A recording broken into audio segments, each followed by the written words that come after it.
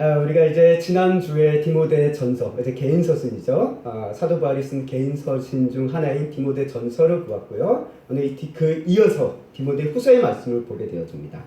오늘 디모데 후서는 흔히 알려지길 사도 바울의 마지막 유언과도 같은 서신이다라고 이야기하고 있습니다. 그래서 그야말로 사도 바울이 그야말로 죽기 직전에 쓰여진 서신이 바로 이 디모데 후서일 것이다 라고 많은 이들이 이야기하고 있습니다. 그것이 이제 오늘 성경 가운데서도 오늘 본문 가운데서도 드러납니다. 그래서 디모데 후서 4장 6절의 말씀을 보면 이와 같이 기록하고 있는 것을 우리가 보게 되어집니다.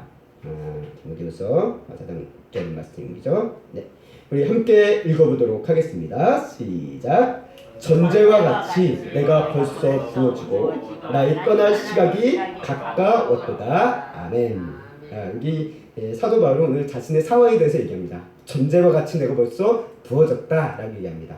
여기서 얘기하는 전제는 무엇을 얘기하고 있냐? 우리가 어떤 사건을 이야기할 때 그 앞에 있는 전제, 그 전제가 아니라 여기서 얘기하는 전제는 구약에서 얘기하는 제사의 방식 중 하나입니다. 그래서 전제라는 방식이 있어요. 그 전제가 무엇이냐? 어떤 액체, 주로 이제 포도주나 독주나 술을 붓는 행위로서 하나님께 제사를 드리는 방법 중 하나가 전제입니다. 그래서 사도 바울이 자신에 대해서 얘기하고 있어요. 그래서 자신에 대해서 나의 이 제사의 방식에 대한 표현으로 자신의 죽음을 암시하고 있습니다. 그것이 단순히 자기가 이제 사형을 당해 피를 흘린다라는 그 표현, 물론 그 표현들이 없잖아 있긴 할 겁니다. 피를 흘리고 뚝뚝 떨어지고 재물 위에 피가 흘려지고 피를 붓는 같은 전제와 같은 그런 모습을 상징적으로 표현할 수 있지만 사도 바울이 또 하나 이 말씀을 통해서 이야기하고 있는 것은 무엇이냐? 하나님의 복음을 위해서 기꺼이 제물로 드려지는 그 마지막 사명을 지금 내가 마치고 있다라고 이제 표현하는 의미에 가깝다라고 보여집니다. 그래서 이 같은 사도 바울의 표현은 이제 어디서부터 왔느냐라고 곰곰이 생각해 보니까 다른 아닌 예수 그리스도로부터 온 것이다라고 우리는 이해해 볼 수 있습니다. 그래서 예수 그리스도의 십자가에 죽으신 그분의 피 흘리심의 사건에 대해서 우리 신약성경은 그것을 이 예수님에 대해서 무엇이라고 얘기하냐면 화목제물과 속죄제물이라고 제물로서 표현하고 있다는 것을 우리가 보게 되는데 사도 바울도 자신도 바로 이와 같은 예수님의 길을 뒤따라가고 이제 그 마지막 여정에 도달하고 있다라는 것을 전제라는 방식으로 표현하고 있다라는 거예요. 그래서 내가 이제 곧 사형을 당해 죽을 것인데 그 죽는 것이 어떤 식으로 죽을지 모르지만 어쨌든 피를 흘리면서 죽게 되는 그 현장, 그것이 이제 다른 사람들이 보기엔 비참해 보이지만 이것이 어떤 것이냐? 나는 이제 하나님께 드려지는 마지막 제물로서 마지막 사명의 그 길을 가고 있다라고 이제 자신에 대해서 이야기하고 있습니다. 그래서 전제와 같이 내가 벌써 부어지고 이미 부어졌다라는 거예요. 내가 이 제물이 됐다라는 겁니다. 그리고 나의 떠날 시각이 가까웠도다라고 얘기합니다. 죽음을 눈앞에 두고 있다라는 것을 디모데 후서 4장 6절 말씀이 기록을 분명히 하고 있다라는 거예요. 그래서 이렇게 사도 바울은 자신의 죽음을 앞두고 남겨진 영적인 아들이며 또 후계자이며 후배라고 할 수 있는 디모데에게 마지막 격려의 말씀 그리고 마지막 조언과 또 이제 당부의 말을 전하는 것이 바로 디모데 후서의 가장 큰 목적이다라고 우리 성도님들이 이해를 하시면서 디모데 후서를 보시면 될 것 같습니다. 이제 우리가 디모데 후서 말씀을 하나 둘씩 살펴보려고 합니다. 우리 사람이란 게 그런 게 있는 것 같아요. 어떤 게 있냐면 힘든 일을 많이 겪을 때마다 또 힘든 일이 계속될 때마다 사람의 마음은 자꾸 깎여 나가는 것 같습니다. 그래서 처음에는 우리 사람이 그런 게 있잖아요. 어떤 새해가 된다거나 뭐 이런 뭔가 새로운 계기가 되면 희망을 갖습니다. 다짐을 합니다. 그런데 그런 열정을 가지고 뭔가를 시작을 하지만 시간이 지나갈수록 현실 가운데 어려운 일들이 만나면 만날수록 어떻습니까? 우리의 마음, 그런 마음은 자꾸 깎여 나가는 것을 우리 스스로도 경험해보고 또는 다른 사람들의 모습을 통해서도 우리가 그것을 볼 수 있다는 것이죠.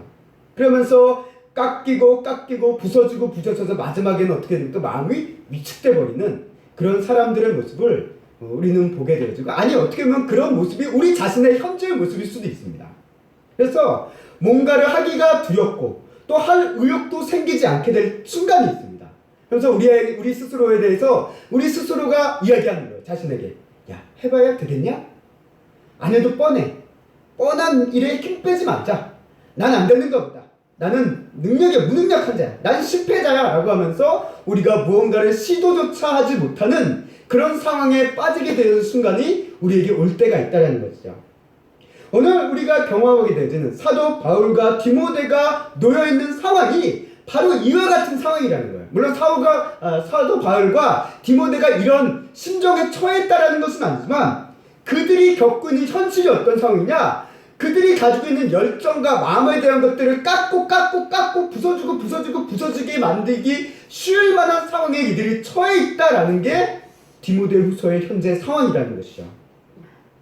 그래서 디모데후서의 말씀을 읽다 보면 우리가 눈에 띄는 것이 하나가 있는데, 하나는 사도 바울이 일단은 감옥에 갇혀 있어서 이제 당장 죽을 날, 이제 네로 황제에 의해서 죽을 날이 다가오고 있는 그런 비참한 상황뿐만 아니라 또 어떤 상황이 있냐면 이런 상황이 있습니다. 이제 사도 바울이 겪고 있는 큰 고난 자체가 어떤 교회 공동체, 기독교 그리스도인들 공동체에게 큰 어려움을 주고 시련을 주고 좀 마음에 어떤 힘듦을 주는 그런 사건이라는 것은 부인할 수 없지만, 현실적으로 봤을 때 또 하나의 문제가 있었습니다. 그것은 뭐냐면 사도 바울과 그리고 디모데를 힘겹게 하는 또 하나의 상황은 뭐냐, 그동안 자신들과 함께했던 사람들이, 믿음의 사람들로서 함께했던 사람들이 자신들의 곁을 다 떠나가는 거예요. 다 떠나갑니다. 이 떠나감이 단순히 상황에 의해서 피치 못해서 어쩔 수 없이 뭐 이사를 간다거나 회사의 직장 때문에 어쩔 수 없이 옮기다거나 어떤 학교의 학업 때문에 어쩔 수 없이 이사를 가는 이런 떠남이 아니에요.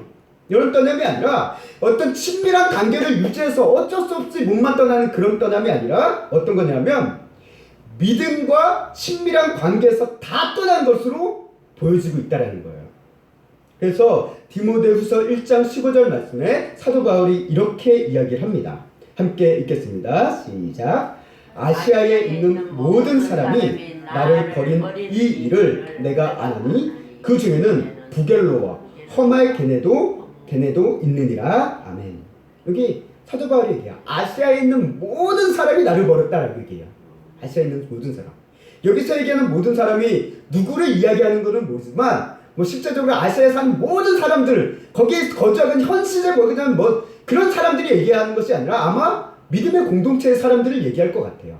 근데 그 중에서 특별히 푹 찍어서 두 사람의 이름을 얘기합니다. 부겔로와 허말게네도 있는데 아마 이 두 사람이 어떤 사람인지는 몰라요. 근데 이렇게 이름을 언급할 정도라고 한다면 단순히 그냥 평범한 그냥 일상적인 그런 성도가 아니라 교회 지도자급 때는 성도일 것으로 추정이 돼요. 그런 사람들조차도 지금 나를 버렸다라는 거예요. 같은 믿음의 길을 가지고 있던 그 사람들이 지금 나를 버렸다라는 이 상황에 놓여있다는 거죠.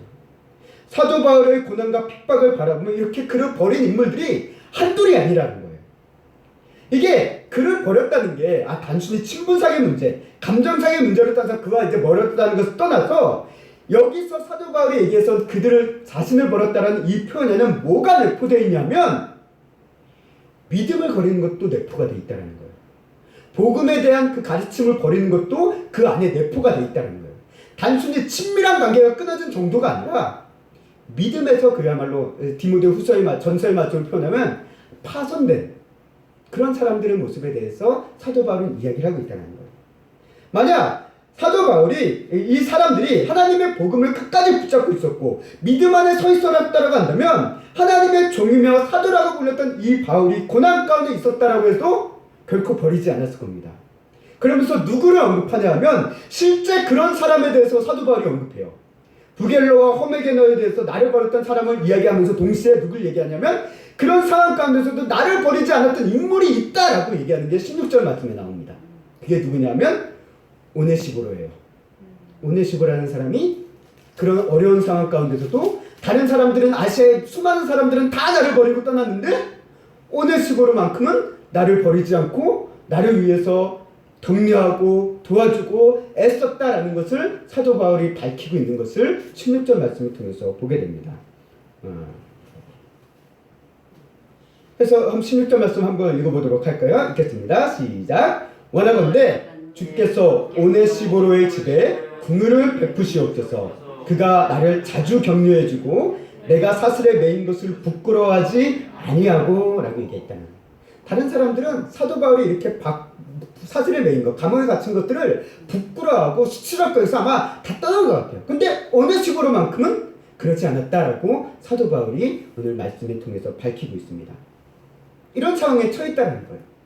소수의 자신을 떠나지 않는 사람들이 있었지만 지금 사도 바울과 디모데가 바라보기에 어떻습니까? 적지 않은 사람들이 자신들의 곁을 떠나고 있다는 거예요.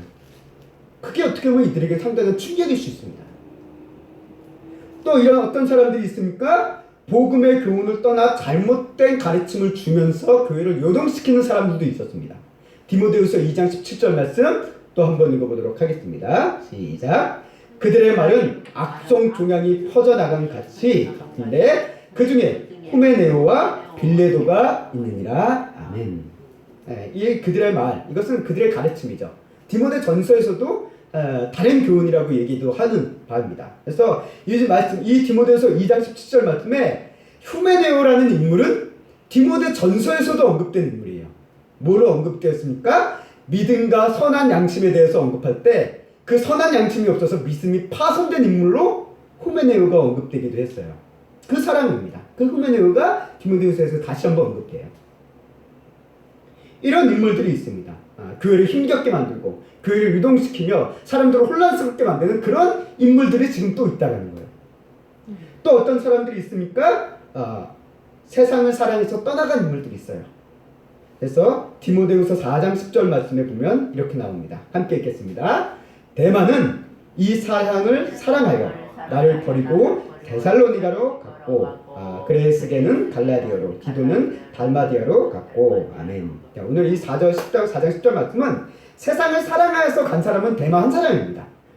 그레스게와 디도는 세상을 사랑해서 이곳으로 갔다라는 표현은 아니에요. 이것을 잘못 읽다 보면 오해하실 수 있는데 아마 이 그레스게와 디도는 아마 그 목회적인 사명에 따라서 각자 한마디로 임지로 간 거죠. 임지로 간 거라고 보면 되는데 데마는 달랐다라는 거예요. 어때? 세상을 사랑해서 나를 버리고 데살로니가로 갔다라고 얘기하고 있습니다. 이 세상을 사랑했다는 것은 뭘 얘기할까요? 결국 세상에서 즐기며 사는 것, 세상의 모습으로 살아가는 것이 좋아서 그 길로 갔다라는 거예요. 우리가 데살로니가라는 도시, 우리가 데살로니가 전후서 말씀을 통해서 데살로니가라는 도시가 어떤 것인가라고 잠깐 언급한 적이 있습니다. 그래서 그것이 어떤 것이냐? 마게도냐 지방의 수도인 곳이 데살로니가예요. 그리고 로마로부터 많은 특권과 자치권도 부여받은 도시가 데살로니가입니다. 그런 지리적인 이점, 정치적인 이점도 있고 지리적인 이점이 있다 보니까 경제적으로도 풍요로운 도시가 데살로니가예요. 그러면서 다양한 이 교시에 결국 이러다 보니까 이 도시가 어떤 도시냐? 많은 향락과 파티와 성적인 문장 그리고 경제적인 부함이 있는 도시가 데살로니가예요. 한마디로 딱 봤을 때 이런 거죠. 시골 촌 사람이 한번 딱 와서 볼 때 휘황찬란한 거예요. 그것이 데살로니가라는 거예요. 이 대만 오늘날로 친다면 홍대, 한남동, 강남 이런 느낌이라고 보면 되지 않을까 싶습니다. 그래서 이런 거죠. 우리 젊은 애들이 우리 어떤 성도들도 그랬습니다. 시시하게 집요하게 예배드리는 것보다 휘황찬란하고 나를 흥겹게 해줄 수 있는 클럽이나 유흥시설 신나게 즐기고 또 신나게 돌보고 신나게 여행하고 그게 좋으니까 그렇게 산다! 라고 이렇게 세상을 사랑하면서 간 것이 바로 데마라는 거예요. 데마.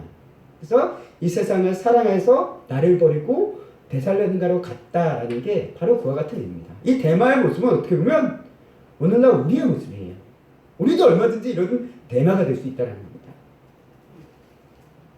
또 사도 바울에게 이런 경우가 있었습니다. 어떤 경우가 있냐면 사도 바울이 처음 재판장에 섰을 때 아마 이제 가이사 앞에 어떤 가이사인지 모르는 가이사 앞에 자기 변론을 위해서 쓰게 됩니다. 진짜 이제 우리가 예루살렘에서 사도 바울이 잡혔을 때도 사도 바울은 자기 변호를 하기 위해서 사람들 앞에 섰었습니다. 아마 이 가이사 앞에서도 황제 앞에서도 자기 변론을 위해서 섰던 거 보여져요.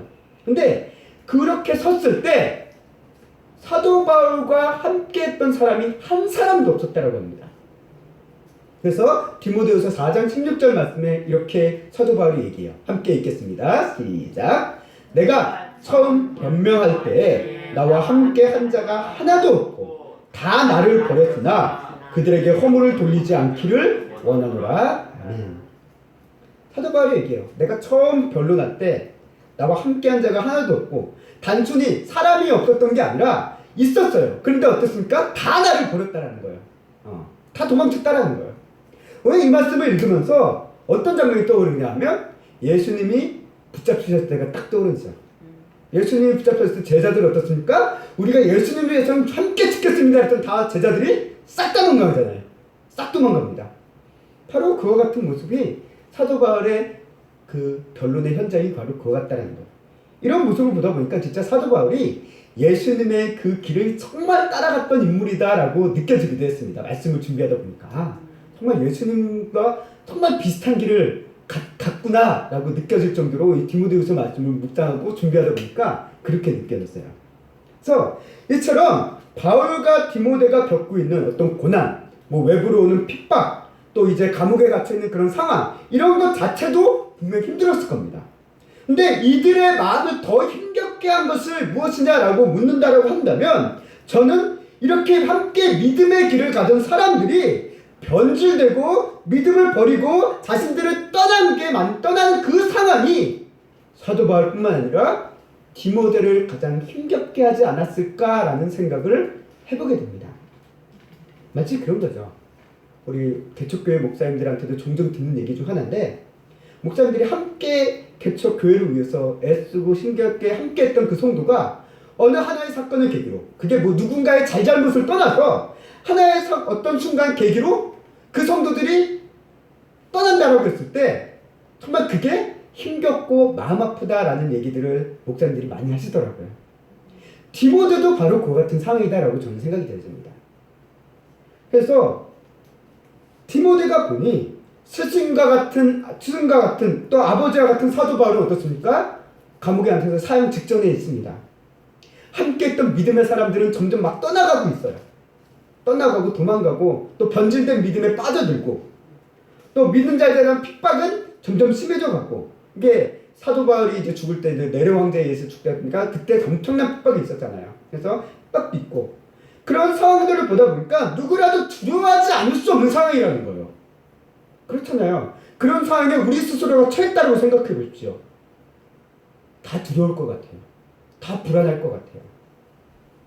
또 한 번요, 이제 디모데에 대해서 우리 이야기하기를, 디모데는 사도 바울과 비교해 보면 마음이 상당히 유한 성품이다라고 알려져 있어요. 그래서 디모데, 우리 사도 바울은 우리가 성경 어떤 말씀을 통해서 보면 상당히 강직한 인물입니다. 강직한 인물. 뭐 좋게 표현하면 강직한 인물이지만 나쁘게 표현하면 고집센 인물이에요. 마음이 아주 단단한 인물입니다. 근데 디모데는 그렇지 않다라는 거예요. 사도 바울과 비교했을 때는 아주 마음이 유한 인물, 온유한 인물, 그런 인물이 디모데로 알려져 있는데, 우리가 성격이 유한 사람들일수록 어떻습니까? 어려운 상황에 오면 아무래도 좀 마음이 좀 잘 위축되고 좀 흔들리기 쉽습니다. 그러니까 사도 이런 힘든 상황에 이런 디모데가 처해있고, 심지어 디모데도 마음이 아주 사도 바울처럼 강직하고 강한 사람이 아니었기 때문에 더 불안하고 두려웠을 수도 있을 것 같아요. 이런 디모데인 것을 사도 바울이 누구보다 잘 알고 있었기 때문에 사도 바울은 가장 필요하고 중요한 말씀을 그에게 가장 먼저 전해줍니다. 그게 뭐냐? 오늘 우리가 읽은 본문 말씀, 디모데후서 1장 7절 말씀 함께 다시 한번 읽어보도록 하겠습니다. 시작. 하나님이 우리에게 주신 것은 두려워하는 마음이 아니요 오직 능력과 사랑과 절제하는 마음이니. 아멘.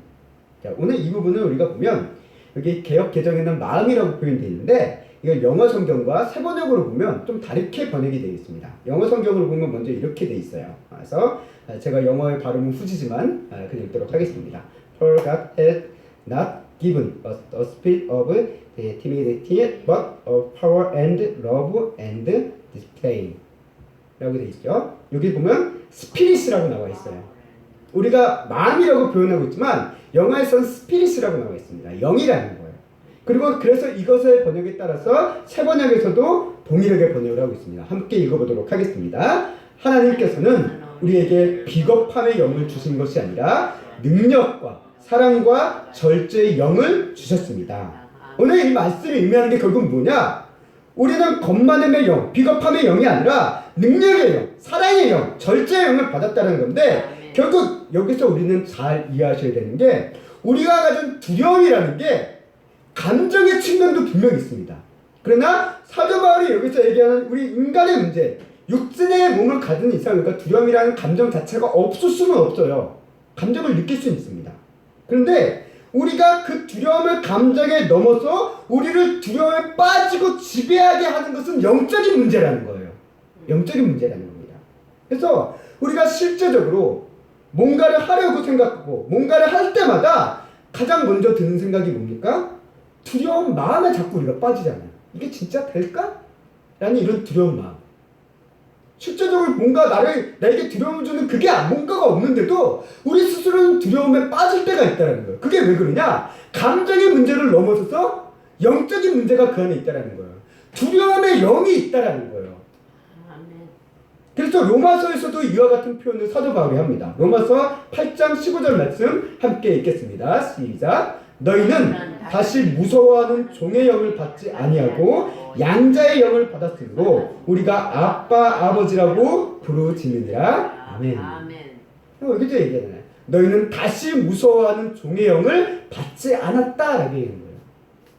다시 무서워하는 종의 영의 지배를 우리가 받긴 했었다라는 거예요.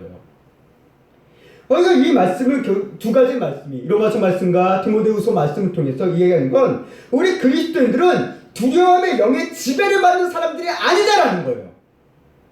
두려움의 영 대신에 누가 지금 우리 안에 함께하고 계시냐? 능력과 절제와 사랑의 영이 함께하고 계시고 그 영이 무엇입니까? 누구십니까? 성령님이시라는 거예요. 아멘. 그 성령님이 우리와 함께하고 계시다는 걸 사도 바울이 다시 한번 디모데에게 일깨워주고 있다는 거예요. 두려움에 빠지고 있는 이 디모데에게. 그렇잖아요. 디모데가 처해 있는 상황 자체가 두려움에 빠질 수밖에 없는 상황이에요. 그런 감정에 느낄 수 있기에 충분한 상황입니다. 그러나 그 감정을 넘어서 두려움의 지배를 받길 원하진 않았어요. 사람들이. 그래서 사도 바울이 얘기합니다. 두려워하지 말라고. 그리고 두려워하지 말라는 이 말은 사도 바울의 얘기가 아니라 하나님께서 구약서부터 끊임없이 하나님의 백성들에게 하신 말씀입니다. 두려워 말라, 두려워 말라 라고 매번 얘기하십니다. 표현입니까? 우리는 두려움의 영의 지배를 받는 자들이 아니라 성령의 인도함을 받는 자들이심을 우리가 기억하셔야 됩니다. 아멘. 그래서 사도 바울은 이 같은 가장 핵심적인 진리를 다시 한번 디모데에게 일깨워주면서 네가 성령 안에서 두려워하지 말고 부끄러워하지 말고 이제 나와 함께 고난을 받으라 라고까지 얘기를 합니다. 여기서 사도 바울이 얘기해요. 우리 그리스도인들이 기꺼이 받아야 하는 고난에 대해서 이제 이야기하기 시작합니다. 여기서 사도 바울이 얘기하는 고난은 뭐냐? 상황과 여건에 따라 피할 수 없어서 어쩔 수 없이 당하는 그냥 소극적인 고난을 얘기하는 것이 아니라 오히려 하나님 나라를 위해서 또 믿음을 위해서 성도 스스로가 기꺼이 그 안으로 뛰어들어가는 적극적인 고난을 얘기하고 있어요. 그래서 사도 바울은 디모데에게 이야기를 합니다. 결국 이것이 의미하는 것은 뭐냐? 우리 사람이라는 게 고난을 피하고 싶은 게 솔직한 우리의 감정입니다. 근데 성경은 얘기하는 거예요. 우리 그리스도인들을 고난을 피하려고만 해서는 안 된다는 거예요. 때로는 스스로 고난 속으로 가야 하기도 해야 된다는 것을 사도 바울은 우리에게 오늘 디모데후서 말씀을 통해서 이야기하고 있다는 거예요. 솔직히 이거 참 받아들이기 어려운 얘기입니다. 고난을 피하고 싶은 게 우리의 심정이고 고난을 받지 않고 싶은 게 우리의 심정인데 사도 바울은 얘기해요. 성도들은 스스로 고난을 향해 가야 한다고 얘기하고 있습니다. 근데 이게 사도 바울의 가르침입니까? 아니요. 예수님도 그렇게 가르치셨어요. 나를 따르려면 자기 십자가를 지고 따라와야 된다라고 얘기합니다. 그리고 고난을 받아야 된다라고 예수님도 말씀하셨다는 거예요. 그래서 사도 바울이 이 부분에 대해서 다시 한번 이야기하며 디모데에게 세 가지 고난을 얘기합니다. 세 가지 고난을 받는 방법. 그래서 첫 번째로 함께 읽겠습니다. 시작. 복음과 함께 고난을 받으라. 아멘. 사도 바울이 첫 번째로 얘기해요. 사도 바울 디모데에게 너는 고난을 받아야 되는데 무엇을 위해서 고난을 받느냐? 복음을 위해서. 복음과 함께 고난을 받아야 된다라고 얘기합니다. 엉뚱한 데서 고난을 받지 말라는 거예요. 우리 성도들도 엉뚱한 데서 고난을 받을 필요 없습니다. 근데 복음과 함께는 고난을 받아야 된다는 거예요. 그래서 우리는 복음과 함께 고난을 받아야 되고 받을 수밖에 없는 게 그리스도인들의 정체성이라는 거예요. 왜? 하나님의 복음은 세상의 가르침과 다릅니다. 그와 정반대이기 때문에 고난을 받을 수밖에 없다라는 거예요. 이건 성경이 끊임없이 가르친 바입니다. 그래서 하나님의 복음을 위해서 무엇보다도 예수님께서 가장 먼저 고난을 받으셨고, 사도 바울도 지금 이 복음 때문에 고난을 받아서 죽기 직전에 누워있고, 이제 앞으로 디모데 너도 가장 가까이서 그것을 목격했고 함께 경험하기도 했은 너가 이제는 앞으로도 이 복음을 위해서 고난을 받아야 된다라고 사도 바울은 다시 한번 일깨워주고 있는 것을 보게 됩니다. 근데 여기서 중요한 건 복음과 함께 고난을 받으라는 게 단순히 내 의지와 결단으로 할 수 있는 일이 아니다라는 것을 사도 바울은 분명히 밝힙니다. 물론 우리 사람이니까 의지와 결단에 마음을 주는 것도 하나님이시고, 이거를 통해서 어떤 그 길이, 그 고난의 길을 가고자 하는 그 길이 시작될 수도 있는 것도 계기가 될 수는 있습니다. 그러나 그 길을 끝까지 가는 건 인간의 의지와 결단으로는 불가능하다는 거예요. 그래서 디모데후서 1장 8절 말씀 세 번역으로 된 거 함께 읽겠습니다. 시작. 그러므로 그대는 우리 주님에 대하여 중언하는 일이나 갇힌 몸이 된 나를 부끄러워하지 말고 하나님의 능력을 힘입어 복음을 위하여 고난을 함께 겪으십시오. 아멘. 사도 바울이 얘기합니다. 복음과 함께 고난을 겪기 위해서 뭐가 가장 먼저 필요합니까? 하나님의 능력을 입으라라고 얘기하고 있습니다. 하나님의 능력이 없으면, 이 능력을 다시 말하면 하나님의 은혜가 없으면 감당할 수 있는 일이 아니다라는 거예요. 그래서 사도 바울이 이어서 얘기합니다. 디모데후서 1장 9절 말씀이 하나님의 능력에 대해서 다시 한번 설명한 거예요. 능력뿐만 아니라 또 사도 바울이 자신의 상황도 얘기하고 있지만 이야기합니다. 함께 읽겠습니다. 하나님이 우리를 구원하사 거룩하신 소명으로 부르심은 우리의 행위대로 하심이 아니오 오직 자기의 뜻과 영원전부터 그리스도 예수 안에서 우리에게 주신 은혜대로 하심이라. 아멘. 이게 하나님의 능력에 대한 요약이에요. 하나님께서 우리를 구원하시고 거룩하신 소명으로 부르시고 그리고 그 은혜대로 하시는 게, 하심을 통해서 우리가 이것이 있을 때만 비로소 우리가 복음과 함께 고난을 받을 수 있음을 사도 바울은 밝히고 있습니다. 아멘. 그래요. 구원의 은혜, 소명의 부르심이라는 이 하나님의 은혜가 없으면, 능력이 없으면 우리는 복음과 함께 고난을 받을 수 없습니다. 사도 바울은 이것으로 인해서 자신이 복음의 선포자가 되었고 사도가 되었고 교사로 세움을 받아서 지금 고난을 받고 있다라고 또 이어서 설명하고 있는 것을 우리가 성도님들이 읽어보시면 발견하실 수 있을 겁니다. 이렇게 복음과 함께 고난을 받는 것, 하나님의 능력에서만 가능합니다. 인간의 의지와 결단으로는 고난의 순간 예수님의 제자들처럼 또 사도 바울의 주변에 있던 사람들처럼 다 도망갈 수밖에 없다는 거예요. 인간의 의지와 결단은 한계가 있어요. 그거밖에 안 된다는 거예요. 그래서 사도 바울이 이렇게 얘기합니다. 두 번째 보겠습니다. 두 번째 고난에 대해서 어떻게 고난을 받느냐 읽겠습니다. 시작. 예수의 좋은 병사로 함께 고난을 받으라. 아멘. 디모데후서 2장 4절 말씀도 읽겠습니다. 시작. 병사로 복무하는 자는 자기 생활에 얽매이는 자가 하나도 없나니 이는 병사로 모집한 자를 기쁘게 하려 함이라. 아멘. 사도 바울은 병사에 대한 얘기, 이제 군인이죠. 군인에 대한 이야기하며 무엇을 얘기하냐면 자기 포기에 대해서 얘기합니다. 자기 유익과 자기 즐거움을 포기하는 것. 어떻게 보면 우리에게 가장 힘겨운 고난 중 하나. 이게 자기 유익과 자기 즐거움을 포기하는 게 우리에게는 그것도 고난일 거예요. 외부로서 보는 어떤 힘겨운 일에 대한 고난도 있지만 내가 하고 싶은 것, 내가 즐기고 싶은 것을 포기해야 되는 것 자체도 우리에겐 고난입니다. 그러나 그리스도인은 우리를 부르신 자를 기쁘게 하기 위해서 자기 십자가를 지는, 자기 부인이라는 그 고난의 길을 가야 함을 사도 바울은 여기서 다시 한번 병사라는 군인을 통해서 일깨워주고 있는 것을 보게 됩니다. 또 하나 얘기를 합니다. 그것은 뭐냐면 어려운 환경 속에 있는 사람들이 그 어려움을 겪을 때 종종 얘기하는 게 있습니다. 뭘 얘기하냐면 함께하는 가족들을 얘기해요. 함께하는 가족들. 그래서 힘든 상황을 이겨내는 어떤 감동적인 얘기를 할 때보다 가족과 함께, 가족이 있어서 내가 이겨낼 수 있었다라고 이야기하는 사람들의 그런 어떤 간증이라고 하면 되지만 어쨌든 이야기를, 체험담을 들을 때가 있습니다. 우리 성도들도 마찬가지 같습니다. 우리가 이 고난의 길을 간다는 건 이거는 혼자 갈 수 있는 길이 아니에요. 혼자는 어떻게 보면 가기 정말 어렵습니다. 물론 혼자 그 길을 간 사람이 없다라고는 할 수는 없을 것 같아요. 있을 수는 있을 것 같아요. 그러나 대부분 이 혼자 이 길을 간다는 것은 너무나도 어렵다는 거예요. 그래서 혼자 가는 게 아니라 우리는 고난의 길을 함께 가야 됩니다.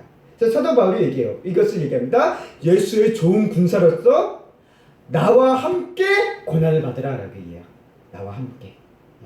자신과. 다시 얘기하면 사도 바울과 얘기하는 나는 달리 얘기하면 믿음의 사람들과 함께 고난을 받으라 라는 말로 이해해 볼 수 있을 것 같습니다. 그래서 우리 교회 성도들이 어려운 상황 가운데 이 고난을 이길 수 있는, 어려움을 우리가 이길 수 있는 이유, 그 간증의 이야기들 들어보면 어떤 경우가 있습니까? 내가 고난 속에 있지만 나를 위해서 기도해주고 있는 사람들, 나를 위해서 걱정해주고 있는 어떤 믿음의 사람들 때문에 그것을 이길 수 있었다라고 얘기하는 사람들도 있었다는 거예요. 그렇습니다. 우리는 이 고난을 함께 경험해야 됩니다. 함께. 믿음의 사람들은 결코 혼자 고난을 겪고 있는다라는 그 착각에서 깨어나야 된다는 거예요. 이 착각에 빠졌던 인물이 있습니다. 누구냐? 엘리야가 그랬어요. 엘리야가 이세벨의 핍박 속에서 얘기합니다. 나 혼자만 남았어요. 나 혼자만 고난에 빠졌어요. 라고 얘기할 때 하나님께서 뭐라고 얘기합니까? 너 말고도 7,000명의 믿음의 사람이 아직 있다라고 얘기하고 있다. 너 말고도 너와 함께 지금 핍박을 받고 있는 사람이 여전히 남아있다라는 것을 하나님께서는 일깨워 주셨다는 거예요. 우리 그리스도인들도 마찬가지입니다. 서로의 고난을 이해할 수 있는 믿음의 사람들이 함께 할 때 우리는 그 고난의 길을 함께 갈 수 있다는 거예요. 성경은 우리에게 못 가, 너 혼자만 가! 라고 얘기하는 게 아니라 믿음의 사람들과 함께 그 길, 고난의 길을 가라라고 말씀하고 있습니다. 그렇기 때문에 성도들은 혼자 신앙생활을 하는 것은 안 된다는 거예요. 교회라는 공동체를 통해서 또한 신앙생활을 해야 되는 이유가 여기에 있다는 것입니다. 그리고 또 하나의 이유가 있습니다. 무엇보다 예수의 좋은 병사로서 고난을 받는다라는 이 말에는 어떤 의미가 있냐면 병사를 이끄는 대장이 있다는 거예요. 그래서 디모데후서 2장 11절 13절 말씀 세 번역의 말씀을 보겠습니다. 시작. 이 말씀은 믿을만합니다. 우리가 주님과 함께 죽었으면 우리 또한 그분과 함께 살 것이요 우리가 참고 견디면 우리도 또한 그분과 함께 다스릴 것이요 우리가 그분을 부인하면 그분도 또한 우리를 부인하실 것입니다. 우리는 신실하지 못하더라도 그분은 언제나 신실하십니다. 그분은 자기를 부인하실 수 없기 때문입니다. 아멘. 사도 바울이 이 얘기를 하는 이유가 뭡니까? 우리를 이끄는 좋은 군사로서 우리 군사로서 우리를 이끄는 대장이 있는데 그 대장은 이런 분이라는 거예요. 이런 분이 지금 우리와 함께 고난을 받고 계신다는 거예요. 고난 현장 가운데 함께하고 계신다는 거예요. 물론 예수님께서 함께 지금 고난을 받는데 십자가에서 다시 받는다는 얘기가 아니고 예수님이 그 고난의 현장 가운데서 우리와 함께하고 계신다는 거예요. 임마누엘 하나님의 얘기죠. 그래서 예수님과 함께 우리는 고난을 받는다는 거예요.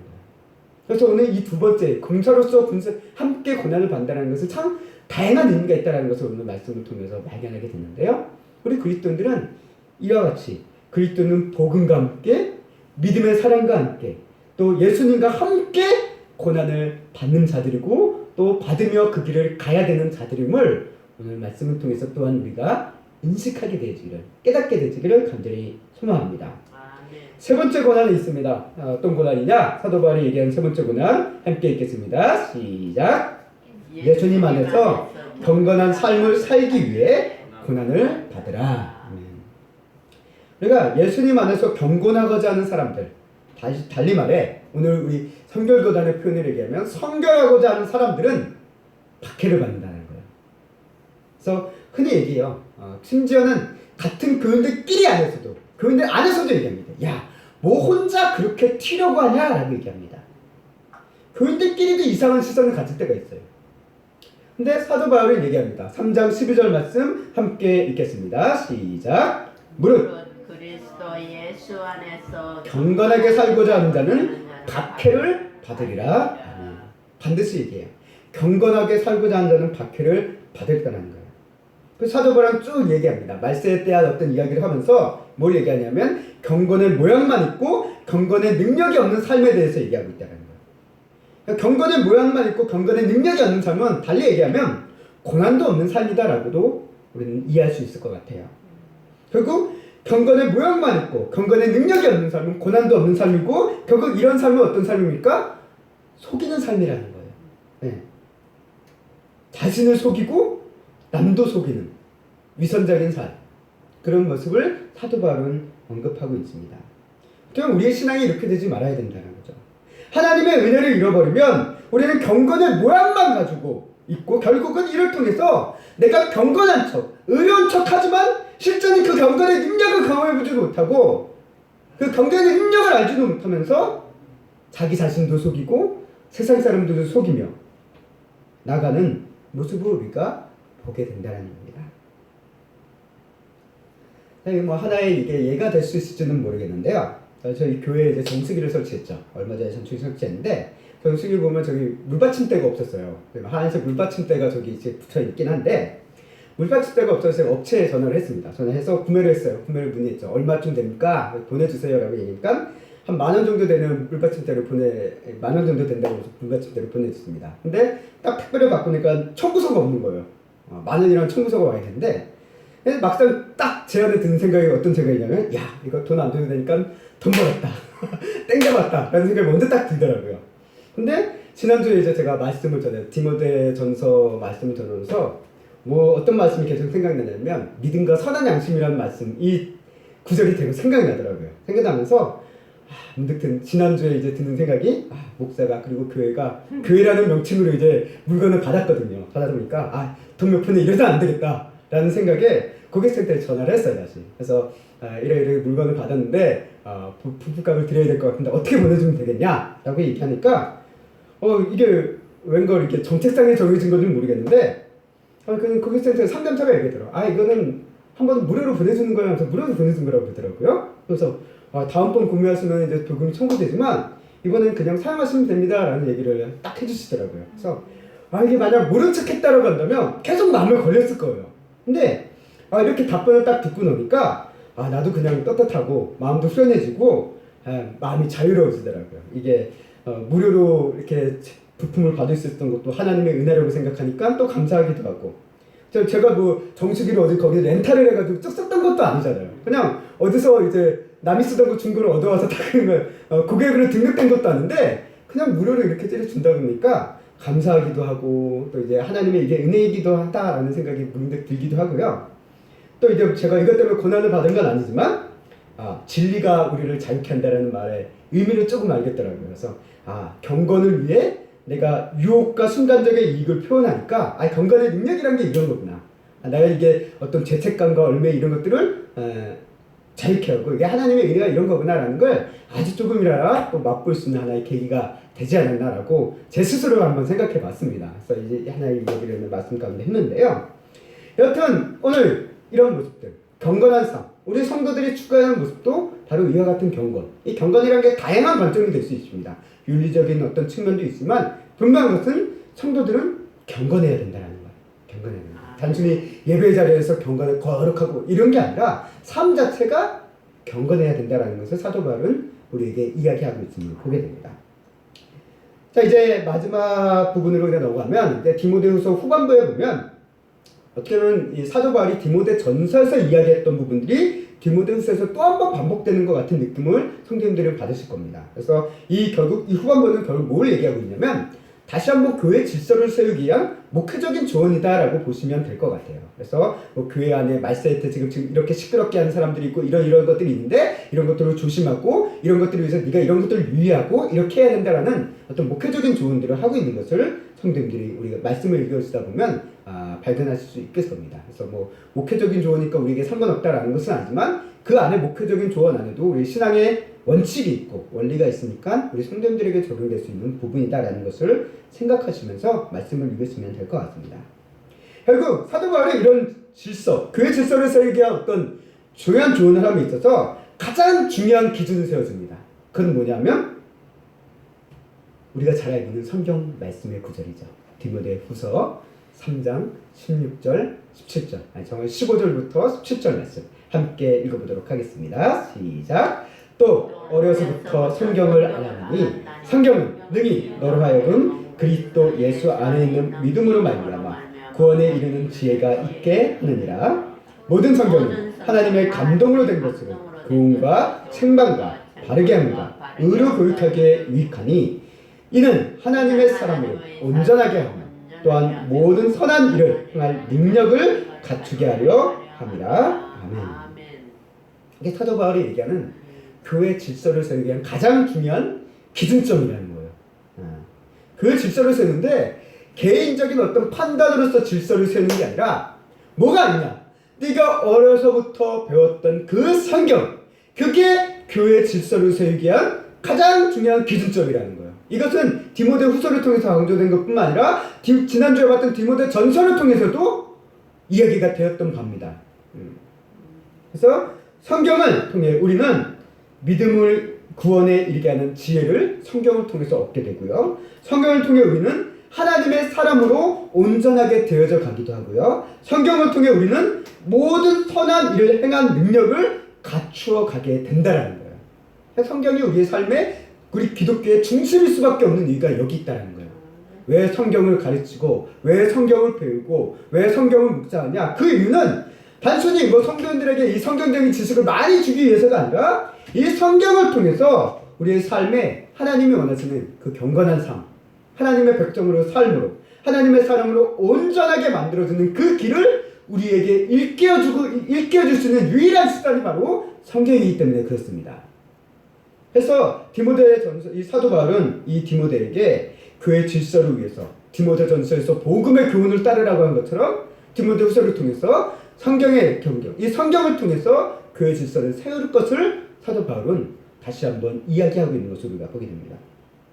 그래서 사도 바울이 디모데를 목회자인 디모데에게 가장 힘써야 될 것이 무엇이냐라는 것을 이와 같이 이야기합니다.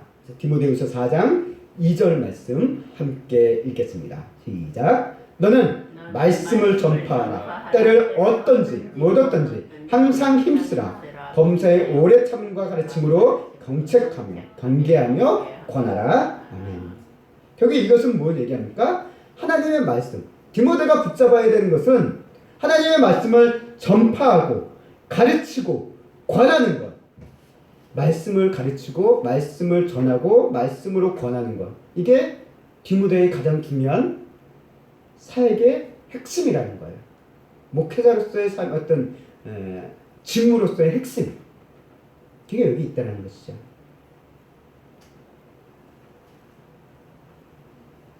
그리고 마지막에 이제 사도 바울이 디모데를 향해 얘기합니다. 다시 한번 네가 힘써야 될 큰 세 가지 틀. 이것이다 라고 정리를 하며 디모데 후서를 마무리 지어 가는 것을 보게 됩니다. 4장 5절 말씀 함께 읽겠습니다. 시작. 너는 모든 일에 신중하여 고난을 받으며 전도자의 일을 하며 내 직무를 다하라. 이게죠. 사도 바울에게 함께 고난을 받으라고 했죠. 너는 고난을 받아야 된다. 복음을 위해서 예수의 좋은 군사로서 경건을 위해서 고난을 받아라 라고 얘기하고 있습니다. 두 번째, 전도자의 일을 하라. 복음을 전하라는 거죠. 복음을 전하는 거죠. 그리고 내 직무를 다하라. 직무는 뭡니까? 아까 말씀을 전파하고 말씀을 가르치고 말씀을 권면하고 또 이 말씀을 통해서 교회의 질서를 세우고 하는 게 그의 직무겠죠. 이들을 얘기하고 있습니다. 그래서 사도 바울은 디모데에게 마지막 조언을 하면 얘기합니다. 결국 네가 마지막 목회든 좋아.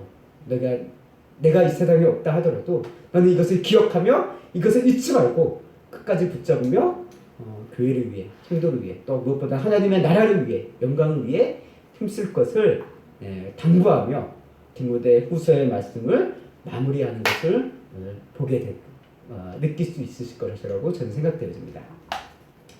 이제 말씀을 정리하겠습니다. 사도 바울은 디모데후서 처음 부분에 디모데에게 가장 먼저 이런 부탁을 합니다.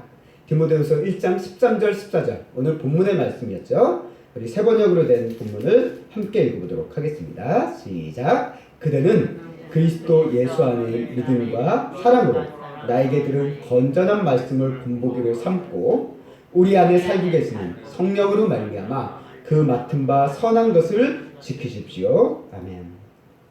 오늘 이 말씀, 이 두 가지 사도 바울 디모데에게 얘기합니다. 건전한 말씀, 선한 것을 지켜라! 라고 두 가지를 당부해요. 이게 가장 디모데 전서 초반부에 이제 이 얘기가 이거를 가지고 시작을 하고 있는 겁니다. 결국 이 말씀을 달리 생각해 보면 디모데 전서의 표현을 가져서 보면 믿음과 선한 양심이라고도 이해할 수 있고요. 디모데 후서의 표현을 우리가 또 생각하면 성경과 건강이다라고 우리가 이해해 볼 수도 있을 것 같습니다. 결국 이 사도 바울이 디모데에게 지켜야 될 것, 이 두 가지. 이것은 디모데뿐만, 목회자로서의 디모데뿐만 아니라 오늘 그리스도인으로서 우리 성도인들이 마땅히 지켜야 될 핵심 가치다라는 것을 어느 누구도 부인할 수 없을 것입니다. 이를 지키기 위해서는 하나님께서 우리에게 주셔서 가지고 있는 것이 무엇인가를 우리는 분명하게 인식하고 계셔야 됩니다. 하나님 우리에게 무엇을 주셨습니까? 두려워하는 영을 주시지 않고 능력과 사랑과 절제의 영을 주셨다라는 그 깨달음 가운데서 우리는 이 두 가지를 지켜나가야 된다는 것입니다. 왜? 지금 우리에게는 능력이 있어요. 우리에게는 사랑이 있어요. 우리에게는 절제가 있습니다. 비록 나에게는 아직 그런 것들에 씨의 콩알만큼 다 안 보이는 것 같아서 없다라고 느껴질 수도 있지만 성경은 분명히 얘기합니다. 아직은 그게 겨자씨 같아서 안 보일 수도 있어요. 그러나 믿음의 사람들에게 누가 있습니까? 능력과 사랑과 절제의 영이 우리 안에 계시다라는 확신이 있어야 된다는 거예요. 아멘. 그를 통해서 우리의 그 씨앗이 싹을 트고 잎을 피고 꽃을 피고 열매를 맺는 성령의 열매라고도 볼 수 있죠. 그것을 맺게 될 것임을 성경은 우리에게 가르치고 있다는 거예요. 그래서 우리는 이런 이와 같은 성령님이 함께 계시기 때문에 우리는 마땅히 그 선한 것 그리고 말씀을 또 그 안에서 고난을 우리가 감당하며 나아갈 수 있음을 사도 바울은 얘기합니다.